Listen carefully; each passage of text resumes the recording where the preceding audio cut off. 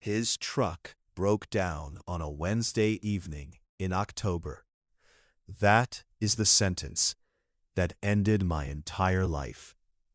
I just did not know it yet. I am 47 years old. I have been married to David for 25 years. We have 3 children.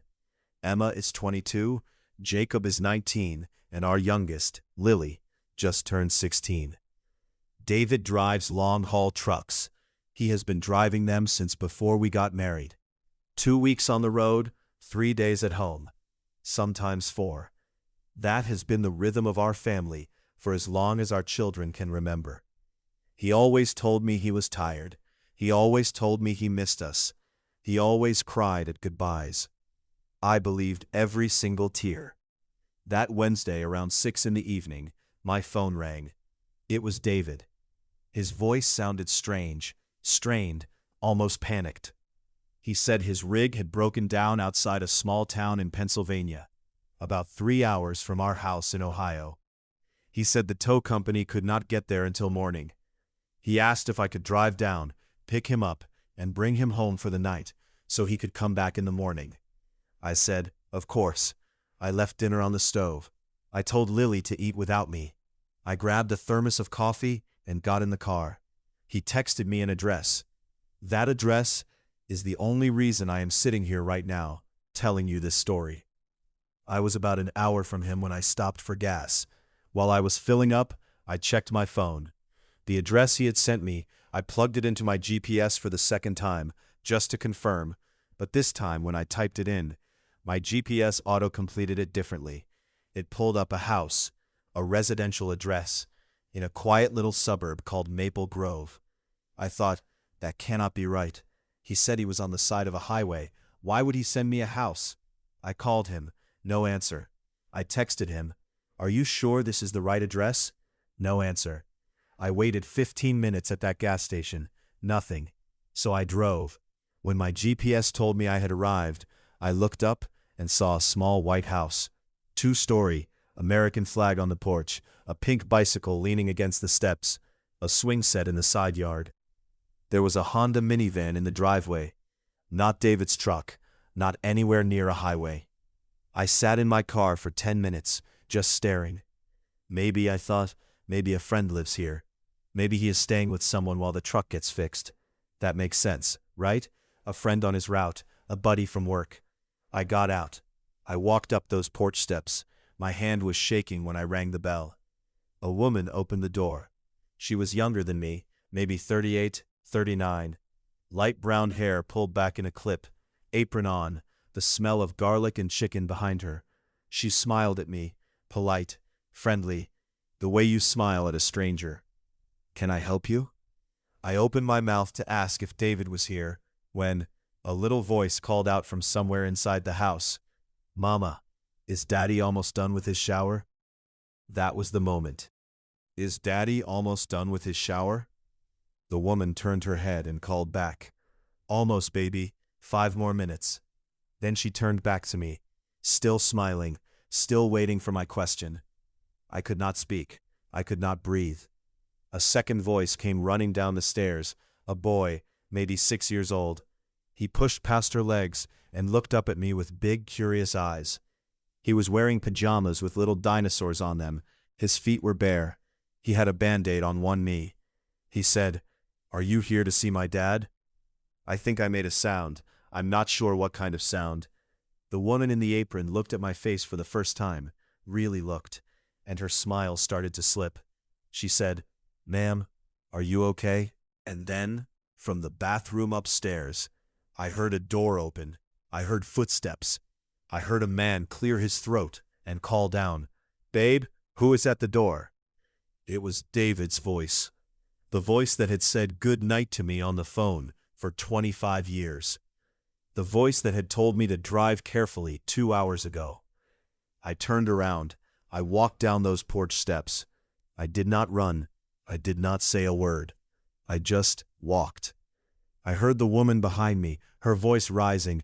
"Ma'am, wait, who are you looking for?" But the door was already shutting, or maybe she was shutting it. I don't know. I got in my car. I locked the doors. I drove away. I do not remember walking back to my car.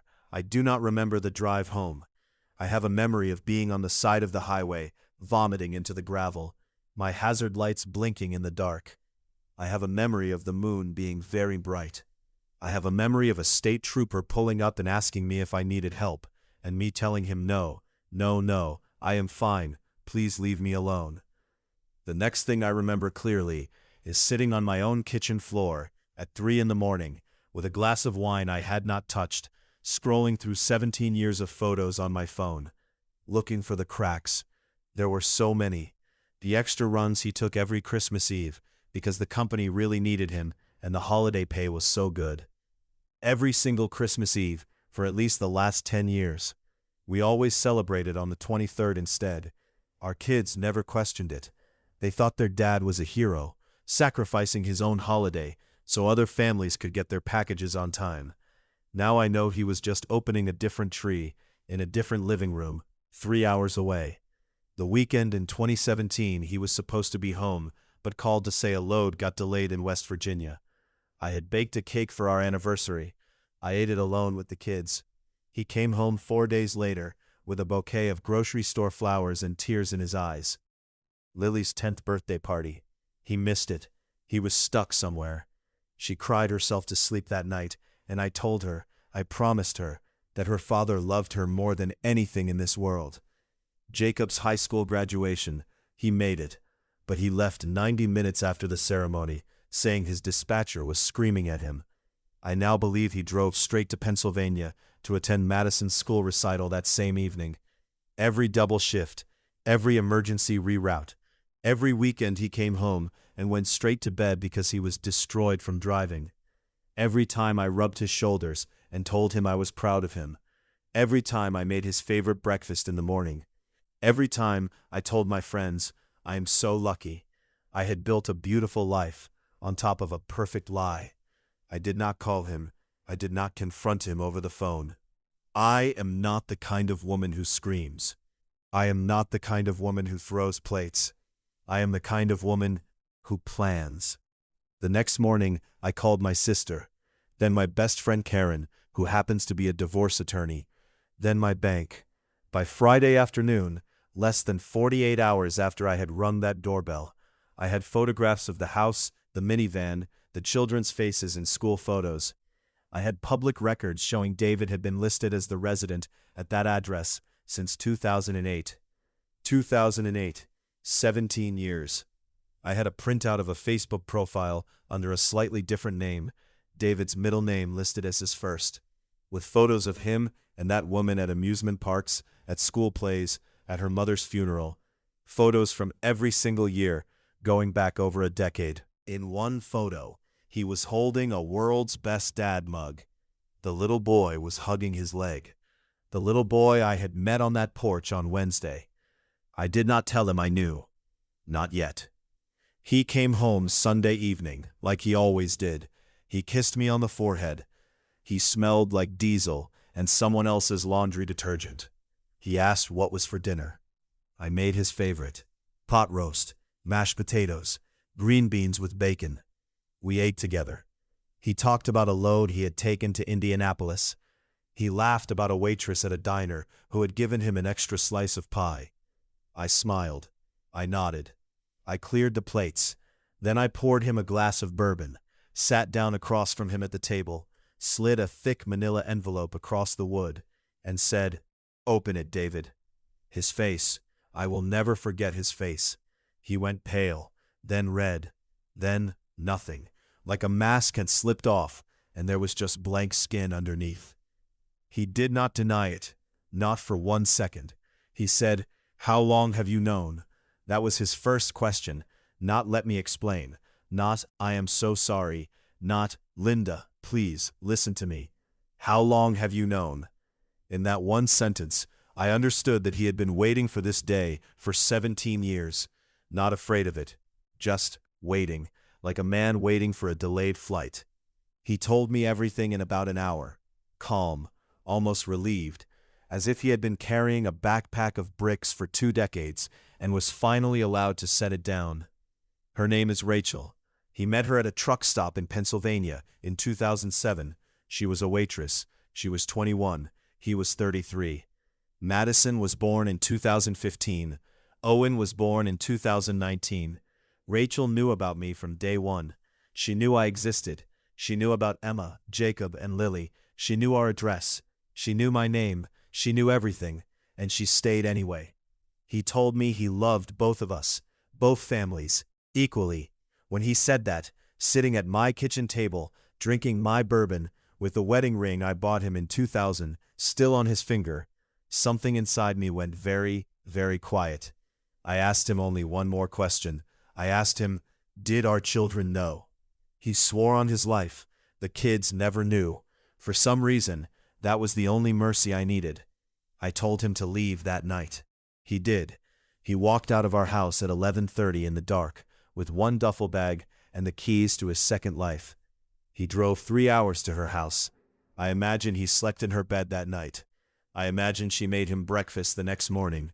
I imagine they talked about me, about what would happen now, about how he would explain all of this to Madison and Owen. I do not actually know. I never spoke to him again. The divorce took 14 months. He fought me on nothing. He gave me the house, the savings, half of his pension. I think guilt finally caught up with him somewhere around month 9. I told my children the truth in stages. Emma cried for 2 weeks. Jacob did not speak to his father for over a year. Lily, my baby, asked me one question that I still cannot answer. She asked, Mama, when he tucked me in at night, was he thinking about her kids too? I told her no. I told her he loved her completely. I do not actually know if that is true. It has been almost 3 years now. I sold the house. I moved to a smaller town 2 hours away. I started teaching again. I had been a high school English teacher before the kids were born, and I went back to it. The students keep me busy. The papers keep me busy. The mornings are easier now. I'm okay. I am genuinely okay. Most days. But there is one thing that haunts me. One thing I cannot let go of. That little boy at the door. Owen. He looked up at me with David's eyes and asked if I was there to see his dad. He was so polite. He had David's nose, David's eyebrows. He was a child, an innocent child, and his father is a liar and a coward. And somewhere out there right now, that little boy is growing up. He is in school. He is learning to read. He is having birthday parties.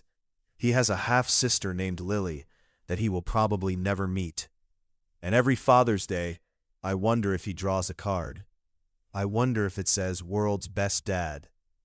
I wonder if David puts it on the fridge. I wonder which fridge. That is my story. 25 years of marriage, 3 children, a pink bicycle on a porch I had never seen, and a single polite question from a 6-year-old boy that broke something in me I don't think will ever fully heal. If you are listening to this, and something in your own life feels off, a story that does not quite add up, an excuse that comes too easily, a husband who cries a little too hard at the goodbyes, please, trust that feeling.